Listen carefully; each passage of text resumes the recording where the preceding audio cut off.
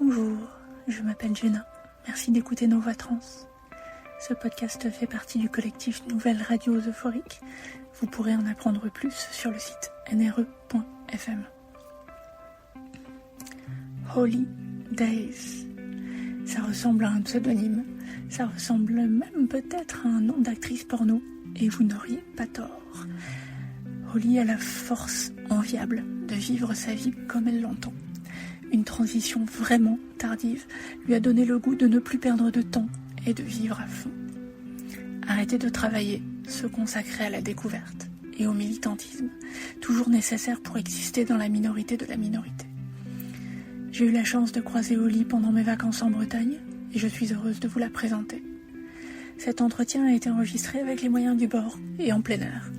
Vous pourrez aisément imaginer le soleil, le vent de l'Atlantique, parfois la fermeture éclair d'une tente à proximité. Et même si vous tendez l'oreille, la clochette du petit chat qui suit littéralement Alice partout. J'en profite pour me vanter et saluer Alice qui m'a reconnue par ma voix alors que j'étais incognito dans ce camp de vacances et qui était embarrassée de me poser la question pour vérifier si j'étais bien moi. Je tiens à la rassurer, je suis bien trop flattée pour être embarrassée. J'espère que vous profitez bien de cet été. Et bonne écoute.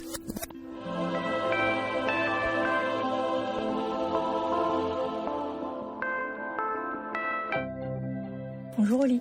Bonjour Jenna. Comment est-ce que tu te présenterais en quelques mots ? Alors... À quelqu'un qui ne te voit pas.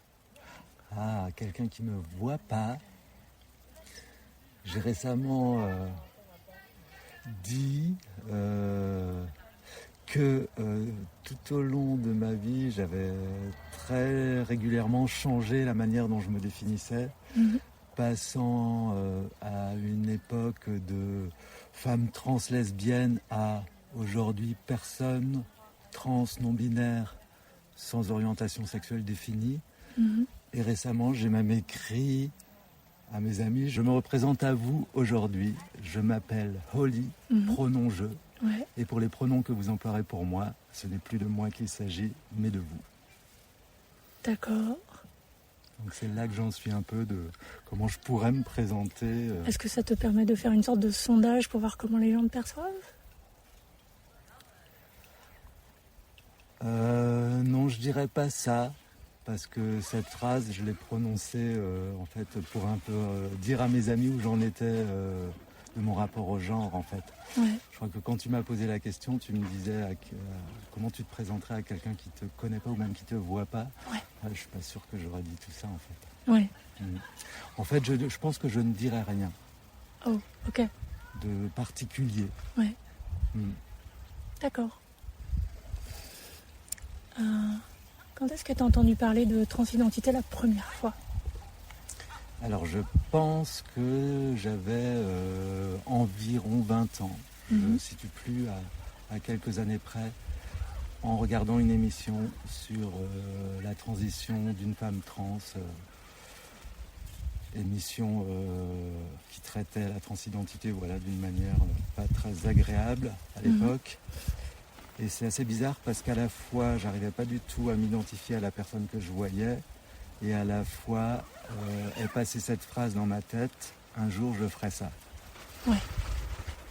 C'était il y a combien de temps ? Donc il y a plus de 30 ans. D'accord.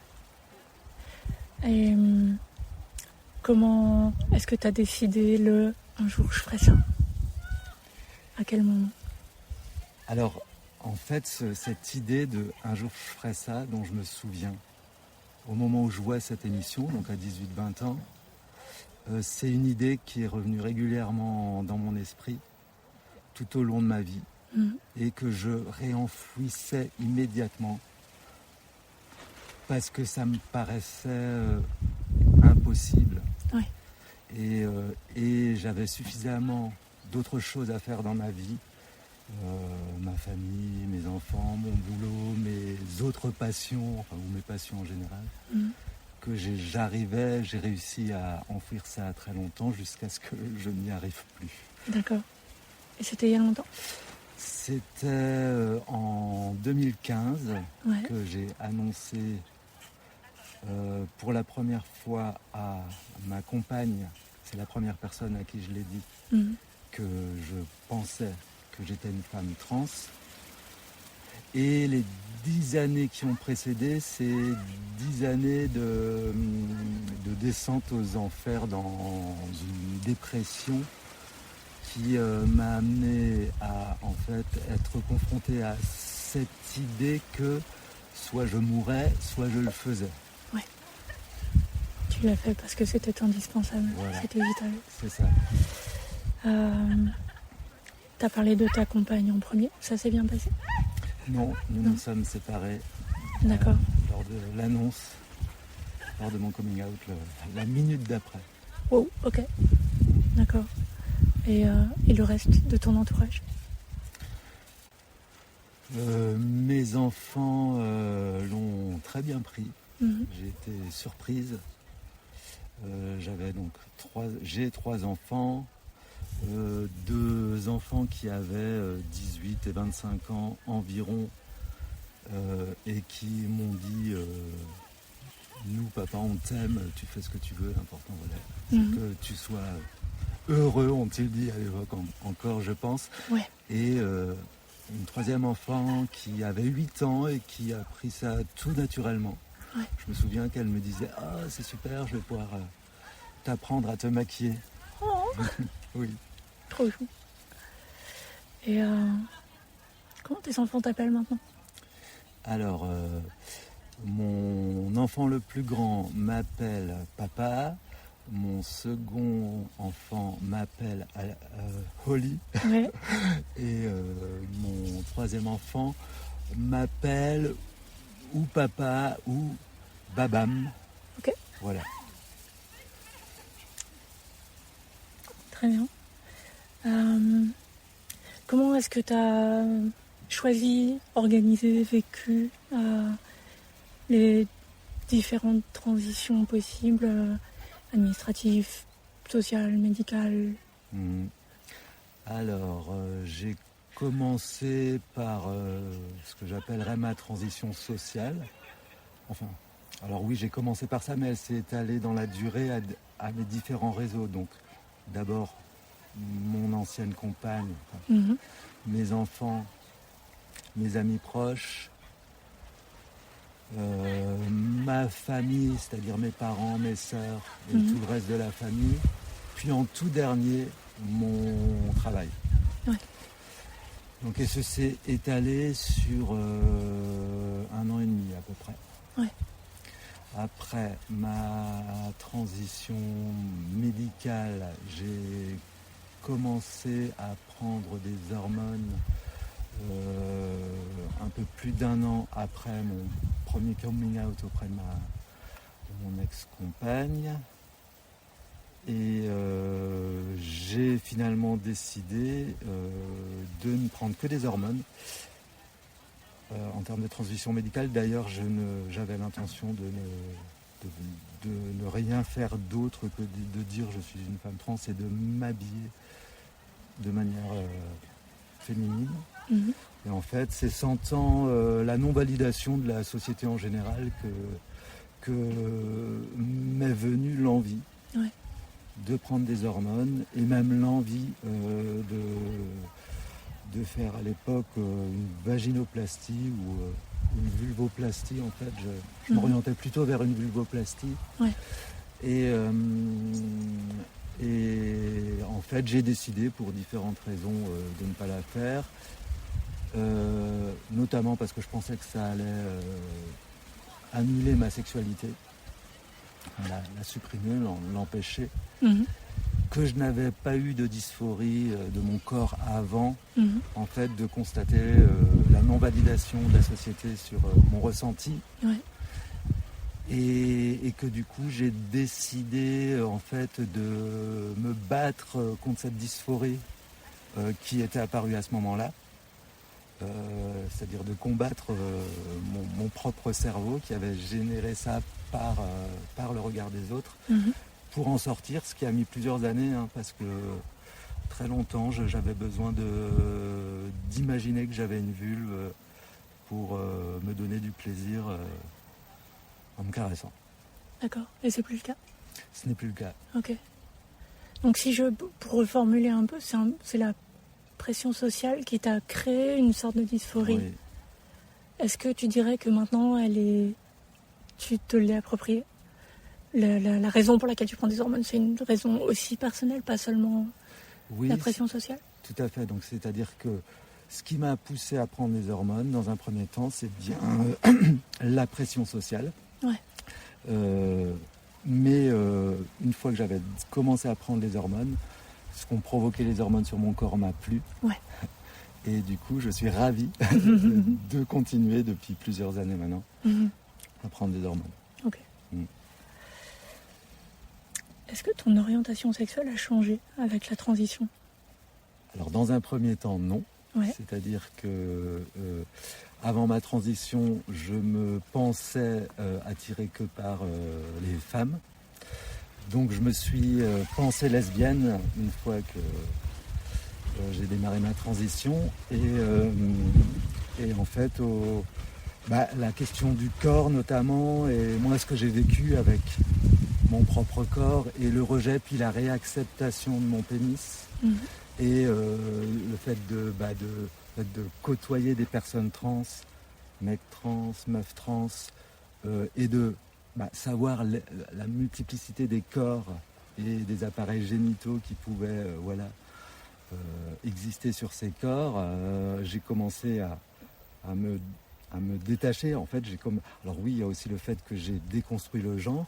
Donc, comme le genre pour moi a un lien direct avec l'orientation sexuelle, une fois qu'on a déconstruit le genre dans sa tête, l'orientation sexuelle, elle saute avec. Enfin voilà. Ça, ouais. En fait, c'est un ensemble de processus. La question du corps, de ma connaissance de tout ce qui peut se passer dans des transitions, la déconstruction du genre m'ont amené aujourd'hui à être pansexuel, on peut dire, ou sans orientation sexuelle. Okay. Avec une sexualité, avec du désir. Oui. Donc plutôt pan que sans. Oui, ouais. Oui, tout à fait. Ouais. Tout à fait. J'ai du désir et l'envie de faire de la sexualité seule ou avec d'autres personnes. Ouais. C'est quoi ta plus grande fierté personnelle ? C'est d'être fier d'être une personne trans, parce qu'en fait, au début de ma transition, j'avais très très envie d'avoir un cis-passing, c'est-à-dire d'avoir aux yeux des autres un passing de meuf sans qu'ils sachent que je suis une personne trans. Et il se trouve que les hormones agissent différemment sur les corps selon l'âge auquel on les démarre, et puis selon les quantités, je prenais assez peu d'hormones au début. Et donc, en fait, j'avais du mal à avoir un cis-passing si je n'utilisais pas des artifices comme perruque, maquillage, vêtements très féminins, etc. Et j'ai très vite remarqué que tous ces stéréotypes dits féminins dans la manière de paraître, c'est des choses que j'ai pas apprécié, j'ai pas aimé me maquiller, j'ai pas aimé porter de perruque, j'ai pas aimé porter de talons. Très vite, je n'ai plus aimé, j'ai voulu m'enlever toutes ces contraintes. Et en fait, j'ai aussi déconstruit le genre en même temps. Je me suis même à un moment posé la question, mais pourquoi faire une transition si le genre est une construction culturelle, comme j'en suis persuadé aujourd'hui, est une norme. Et du coup... alors attends, j'en étais où? C'était quoi la question au départ? C'était ta fierté personnelle. Ah oui. Et le fait d'être trans. Voilà. Et en fait, à un moment, je me suis dit, en fait, non, je suis fier d'être trans, j'ai envie d'assumer ça. Le fait que j'avais un passing trans m'a plu. Ouais. Et j'ai voulu le revendiquer. En fait, j'ai aussi senti que moi, j'avais pas une modèle et qu'on voyait très très peu de personnes trans dans la ville. Ouais. Et moi, ça m'a, j'avais envie d'être visible. J'ai aussi beaucoup souffert de l'impression du manque de désir envers moi des personnes de ma génération. J'ai une 50aine d'années et j'explique ce manque de désir que moi je ressens, en tout cas lié à la construction du désir. Ouais. Et donc je me suis dit que plus sur être personne trans visible, plus on pourrait être dans... Habituer les gens voilà. Et donc éventuellement être un peu désiré aussi. C'est cela. Okay. J'aime bien que quand tu parles de ton apparence, tu parles d'un passing trans qui sonne positif plutôt que l'absence de passing cis. Et que tu sois perçu comme une personne trans, c'est pas une défaite. Oui. J'aime bien ça. Ben écoute, moi aussi ça me plaît beaucoup en fait. et alors juste pour revenir aux personnes qui n'ont pas forcément l'habitude de voir des personnes trans, moi ça me fait beaucoup rire quand dans le monde cis, on ne sache pas du tout dans quel sens je transitionne à leurs yeux, parce que je n'emploierai plus ce terme aujourd'hui, même si je peux l'employer. Mais voilà, j'aime créer ce trouble chez les personnes. Super. Est-ce que tu te considères militante ? Oui. Donc déjà d'avoir une visibilité trans, un passing trans et de me promener dans la rue. C'est mon premier acte militant de tous les jours. Ouais. Et sinon, je suis militante à plein d'endroits. Je me considère aujourd'hui...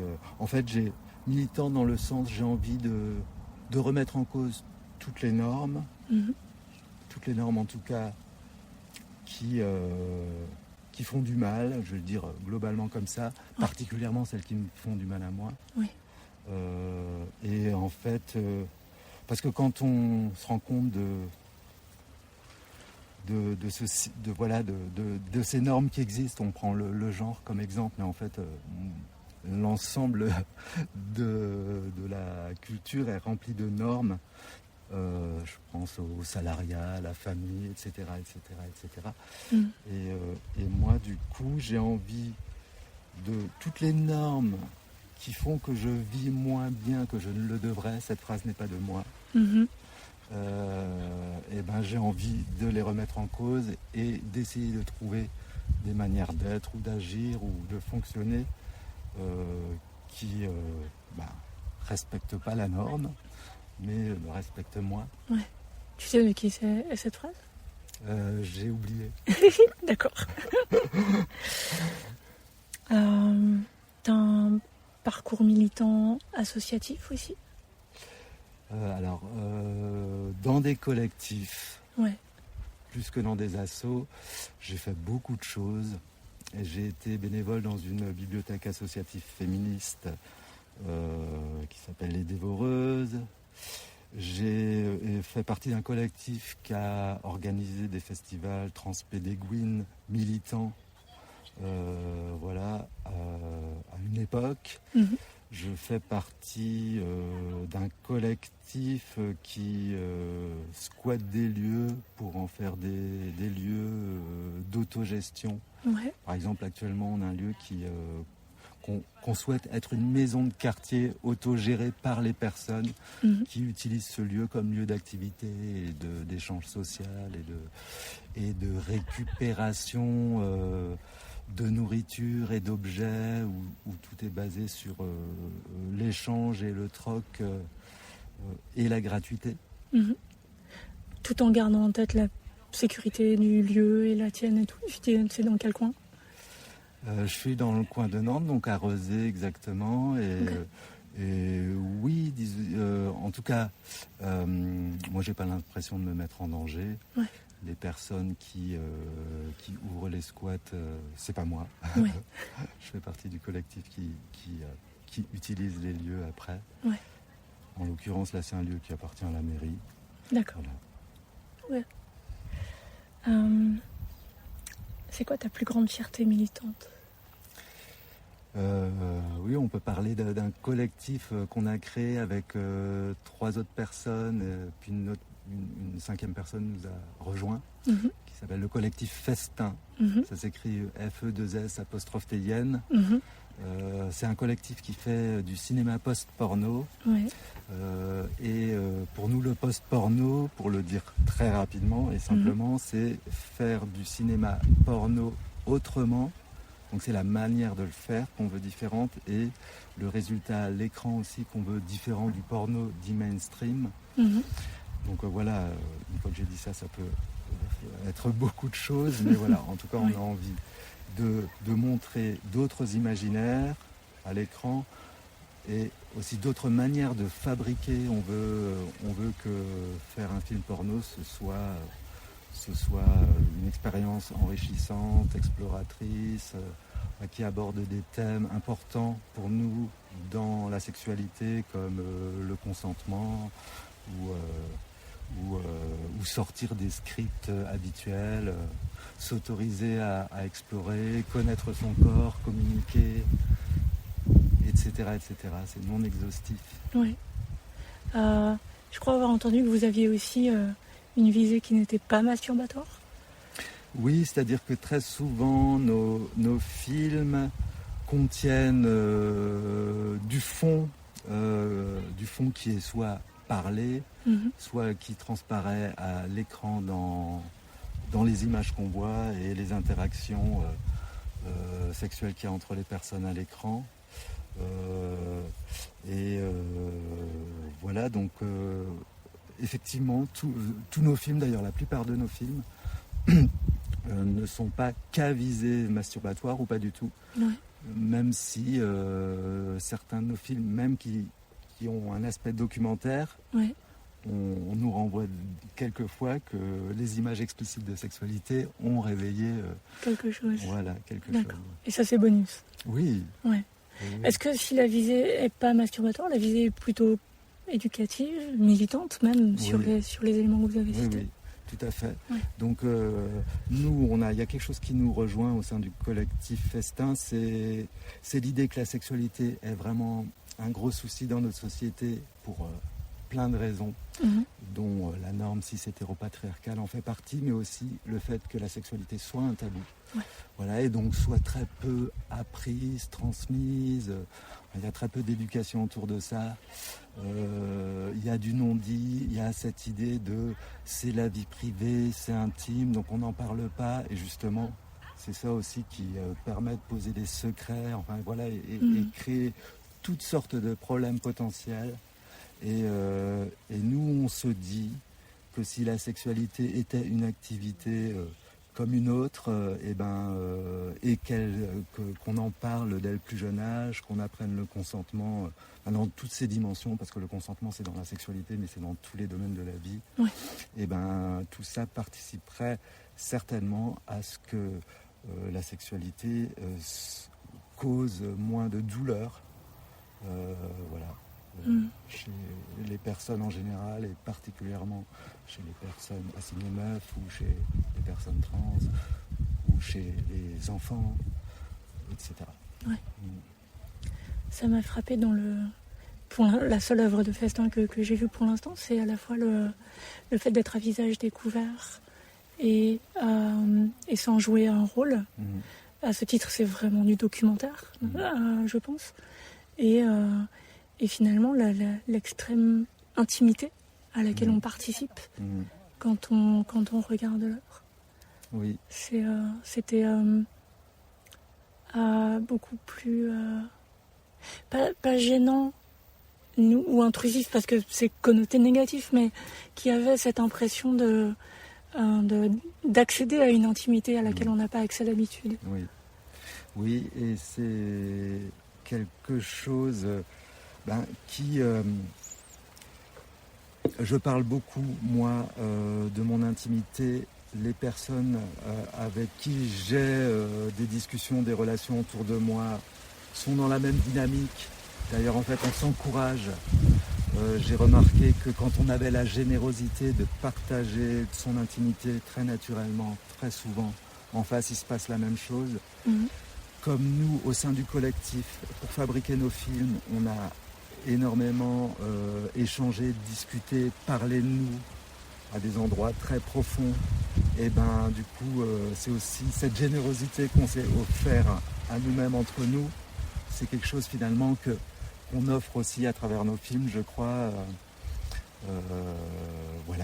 aux personnes qui ont l'occasion de regarder nos films et éventuellement de discuter avec nous si on est présente lors d'une projection.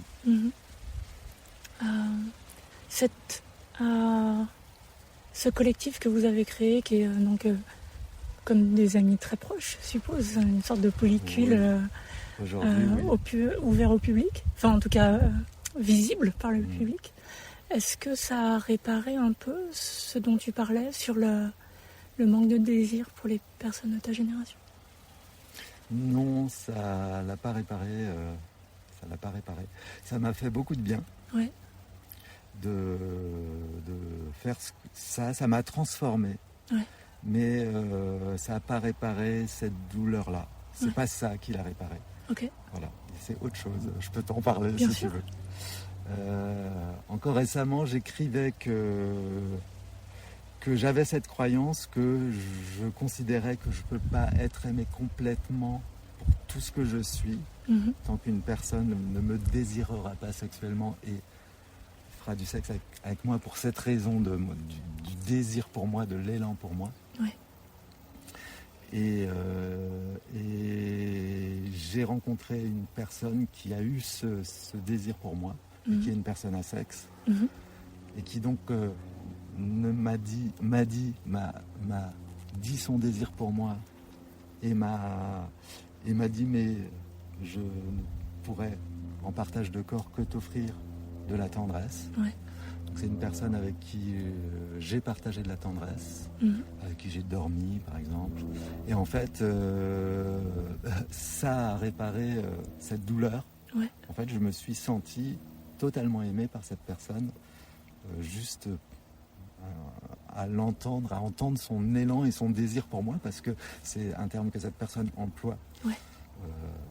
Voilà, et je me suis rendu compte que la tendresse du coup était effectivement un besoin qui me faisait beaucoup de bien, et que le sexe n'était pas véritablement un besoin en fait, à cet endroit-là, et ça a soigné ma douleur. Oui. Très bien, c'est très joli. Oui.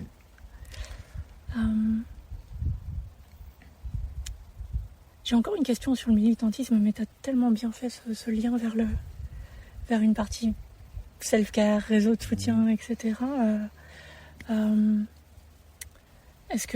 Comment tu décrirais ton réseau de soutien actuellement, si tu en as un, bien sûr, mais voilà, amis, famille, asso, etc. Alors je me sens extrêmement soutenu par tous mes réseaux, donc par mes parents qui me soutiennent dans mes projets, même qu'ils ne comprennent pas. Par exemple, je vais m'arrêter de travailler et c'est pas simple à recevoir pour eux. Ouais. Et ils me soutiennent en me disant fais ce qui est bien pour toi, et même financièrement. Okay. Mes amis proches qui vivent autour de moi, avec moi, on a un projet d'habitat collectif ensemble. Et avec ce collectif-là, je l'appelle un collectif aussi, je me sens extrêmement en sécurité vis-à-vis de ce que je considère être mes besoins vitaux aujourd'hui, d'avoir un endroit au chaud pour dormir, à manger, et des personnes avec qui vivre, parler, relationner. Et on est une petite équipe qui avons des compétences diverses qui me donnent une entière confiance en l'avenir, même en étant hors de la norme du travail. Et après, j'ai un réseau, aussi la communauté queer, le réseau, le collectif Festin et le réseau Sexpo, Sex Positif, parce que je participe à des événements dits sex positifs en mixité choisie queer. Et tous ces réseaux-là me portent, me transforment, me font du bien, me donnent confiance en fait que je vais supporter la vie. Voilà. Ouais. Peut-être jusqu'au bout de la mienne, sans l'interrompre. Cet optimisme, c'est agréable. Oui. En parlant de milieu sexpo, est-ce que tu nous décrirais l'endroit où on est actuellement ? Là, on est assises toutes les deux sur un banc, dans un beau jardin entouré de tentes, et d'une maison. On est dans un queer summer camp, invité par des amis. Jenna, on s'est rencontrés vraiment dans le camp, dans ce camp-là, et c'est à l'occasion de ce camp-là qu'on a décidé de faire ce petit échange ensemble. Voilà. Comment est-ce que tu prends soin de toi? Qu'est-ce qui te fait plaisir? En travaillant le consentement dans la sexualité, ça m'a amené à travailler le consentement, évidemment, comme tout le monde, tout le monde qui prend en compte la question du consentement se rend vite compte que c'est dans l'ensemble des gestes quotidiens de la vie, de toutes les interactions que ça se passe. Ouais. Essayer de savoir quels sont mes besoins, mes désirs, de savoir les exprimer, de savoir dire non ou dire oui pour faire plaisir, mais parce que je le décide et consciemment. Enfin voilà, c'est tout ça qui aujourd'hui, c'est hyper important pour mon bien-être en fait. Ouais. Et puis de respecter aussi mon rythme physique, de dormir assez, de ne pas aller au-delà de mes forces, tout ça. Tout ça, ça participe vraiment à mon bien-être psychologique et physique. Ouais. Est-ce que tu te décris heureuse, fière, fatiguée, sereine? Alors, je me décris autre chose. Fière, oui. Ouais. Heureuse de temps en temps. Malheureuse de temps en temps. Okay. En colère assez régulièrement. D'accord. Sereine, ça plus arrive. ou moins. C'est très variable et en fait j'aime le fait que ce soit changeant parce que c'est la vie qui est comme ça. J'ai plus aujourd'hui, ce qui est chouette, c'est que quand je suis en colère ou quand je suis déprimée ou quand je suis triste ou quand je suis joyeuse, en fait je sais que ça va pas durer et que c'est un mouvement incessant et que oui, par contre j'ai un objectif, c'est de plus en plus d'arriver à ce que les moments, les émotions qui me portent et qui sont plutôt du côté du heureux bonheur soient suffisamment fréquentes et durent suffisamment de temps pour que voilà, ma vie me paraisse plus légère qu'à une époque. Ouais. Concrètement, à un moment où tu te sens malheureuse ou en colère, tu fais quoi pour changer la vague? Alors des fois j'y arrive pas à changer la vague, c'est-à-dire que je me force ou enfin j'essaye de voir les choses autrement et puis des fois voilà je réfléchis à comment changer de point de vue et des fois j'y arrive en une seconde quoi et c'est incroyable comme je peux avoir l'impression d'être vraiment dans une très mal et que en 2 minutes parce que j'ai eu la bonne pensée je change d'angle de vue et je vais tout d'un coup potentiellement bien ou très bien. Malheureusement l'inverse peut aussi arriver. D'accord. Et c'est quoi ce tour de magie Est-ce que tu communiques ce genre de pouvoir? Alors je sais pas, peut-être des exemples me viennent pas. Si peut-être, je sais pas, qu'est-ce que je pourrais dire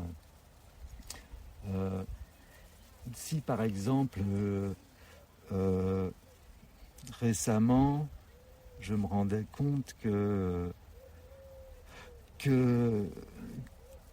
dans le cadre d'une relation, on va dire sentimentale, j'étais à un endroit qui faisait pas du bien à la personne en face de moi.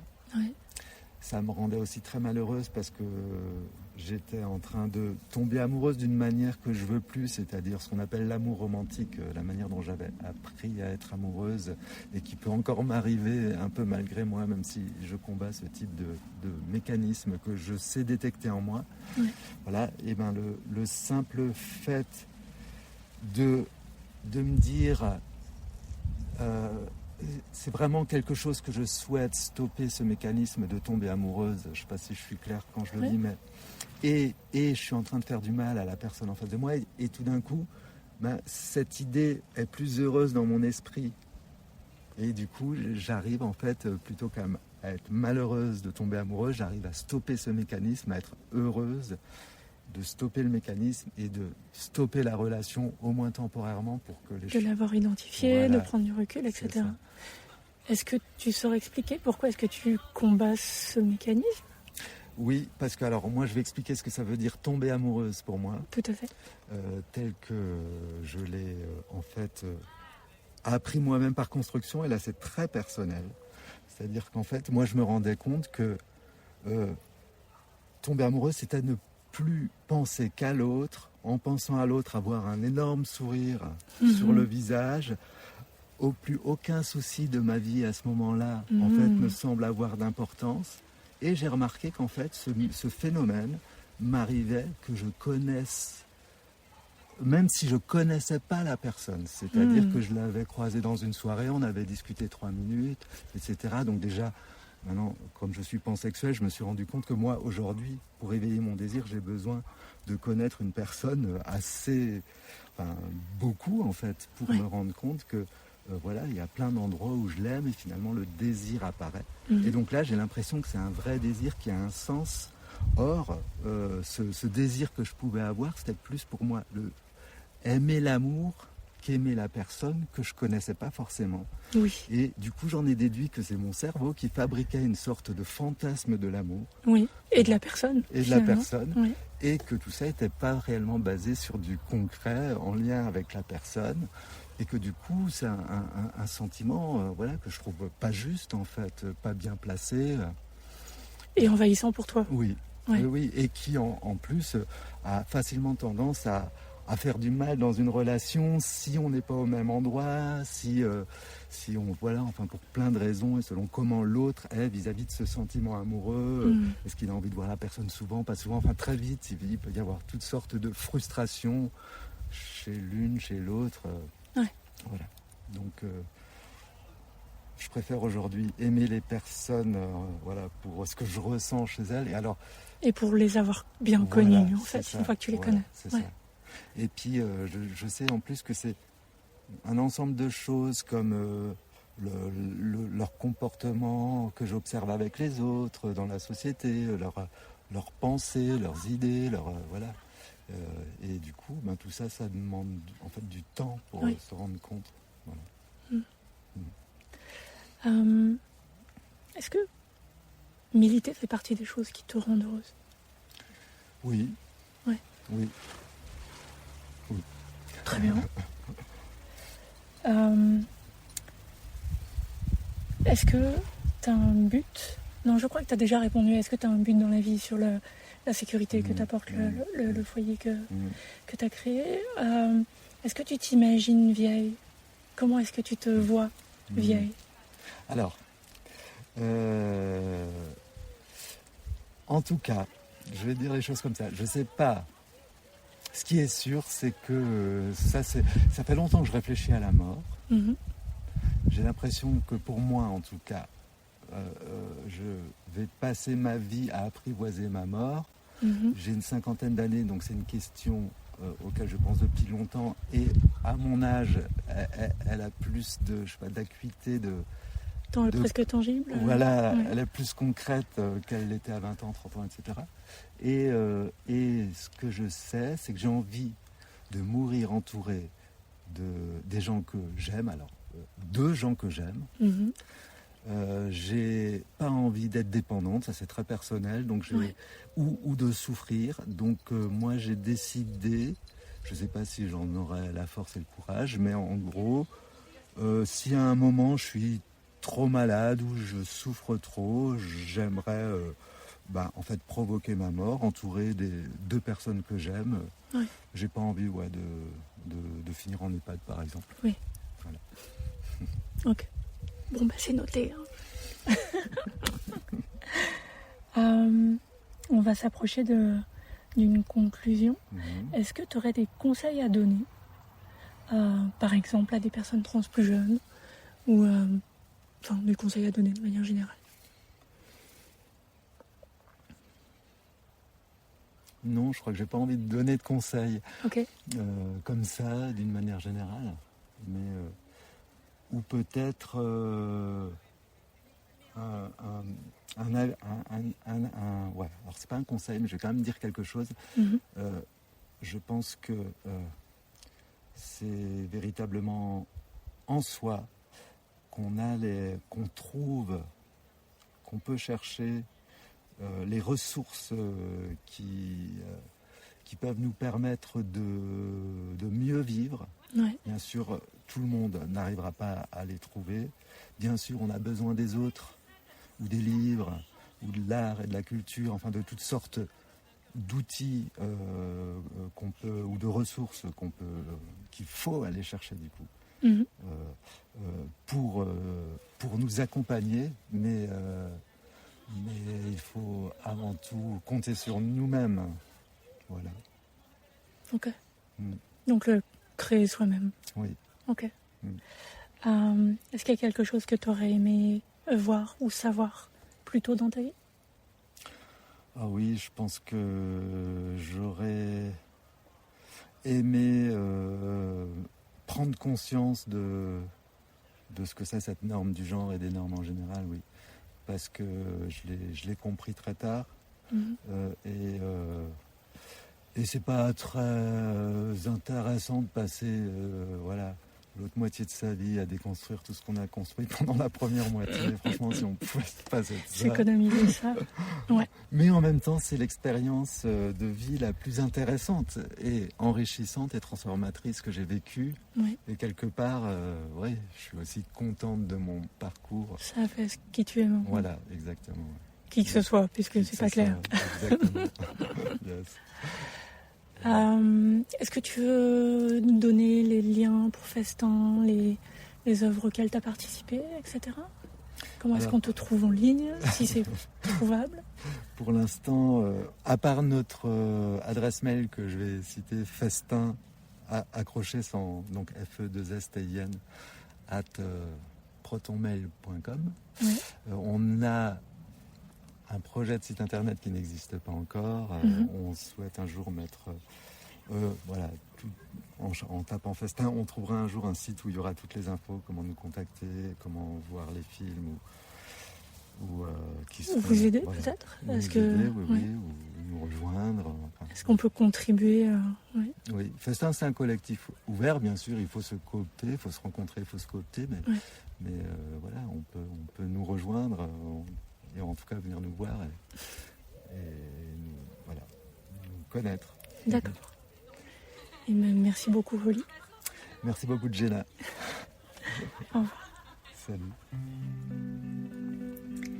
Merci, Holly, pour ta joie communicative, ton envie d'aider les autres et ta disponibilité. Ce petit bout de vacances avec toi a été très joyeux. Allez voir aussi les autres membres du collectif Nouvelle Radio Euphorique sur le site nre.fm. Si vous pensez être seul au monde, que tout le monde s'en fout ou personne ne comprend, il y a une communauté prête à vous soutenir et qui n'attend que vous. N'ayez pas peur d'appeler à l'aide. N'oubliez pas de partager cet épisode et le podcast et les podcasts de NRE.